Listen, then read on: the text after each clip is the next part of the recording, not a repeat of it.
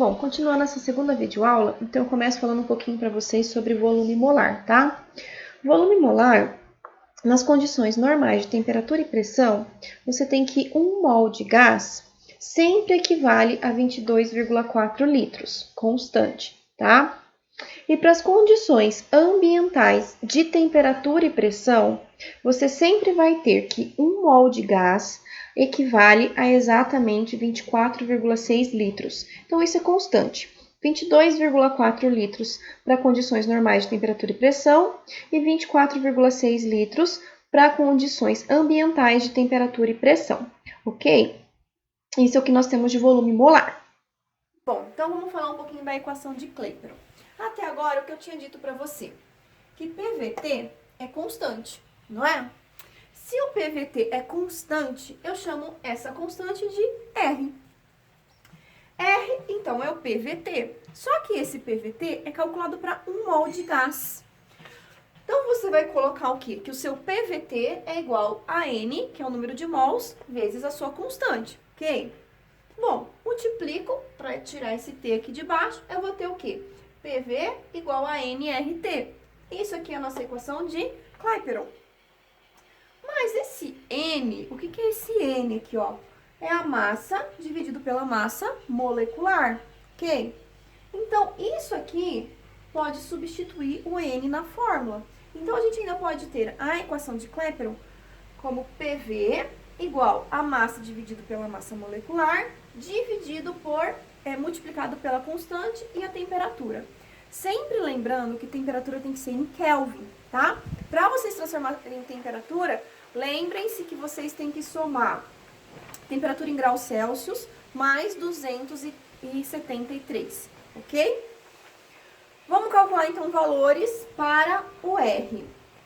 Quando vocês estiverem trabalhando um exercício e esse exercício tiver dado para vocês a pressão em ATM, vocês vão fazer que 1 ATM é igual a 22,4 litros dividido por 1 mol a 273 Kelvin. Então, o seu R, nesse caso, vale 0,082.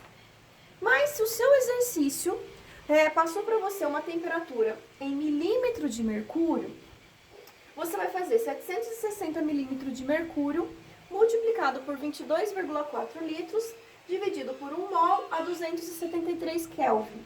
Aí você vai chegar que a sua constante para a reação de Clapeyron vai ser igual a 62,3, tá?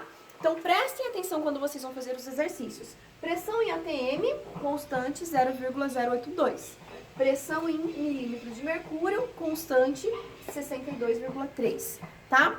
Pessoal, tem um montão de barulho hoje aqui em volta, porque estão trabalhando, estão plantando grama, estão mexendo com marcenaria, enfim, tá? Então, desconsiderem os barulhos que vocês estão ouvindo aí no fundo.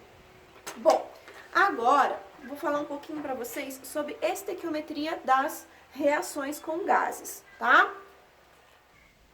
Bom, estequiometria é sempre estequiometria, não tem segredo, tá?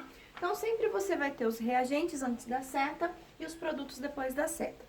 Sempre que a gente fala de estequiometria, fundamental, primeiro, faça o balanceamento das reações, tá? Então, precisa ter balanceamento da reação. Independente do tipo de balanceamento solicitado, se por tentativas ou por óxido-redução, vocês têm que fazer o balanceamento. Segunda coisa, relação massa com massa, mol com mol, volume com volume. E sempre vocês vão utilizar regra de 3. Fórmulas interessantes que vocês têm que saber para fazer cálculo de massa, volume e número de mols, tá? Então, o número de mols você pode calcular pela massa dividido pela sua massa molar. A massa você pode calcular pelo número de mols multiplicado pela sua massa molar. O número de mols ainda vocês podem trabalhar com PV dividido por RT. Isso que auxilia vocês na hora de fazer a estequiometria com as reações gasosas, tá? Sempre lembrando que o que acontece antes das setas são os reagentes e o que acontece depois das setas são os produtos. Bom, vocês vão receber uma terceira videoaula para finalizar essa parte da equação geral dos gases, falando um pouquinho sobre misturas gasosas e a densidade dos gases, ok?